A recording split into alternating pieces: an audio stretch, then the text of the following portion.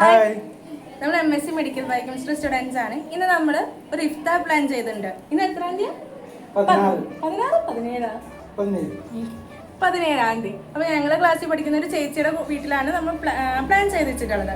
അപ്പൊ ഇത് കണ്ടാലോ? ബൈ.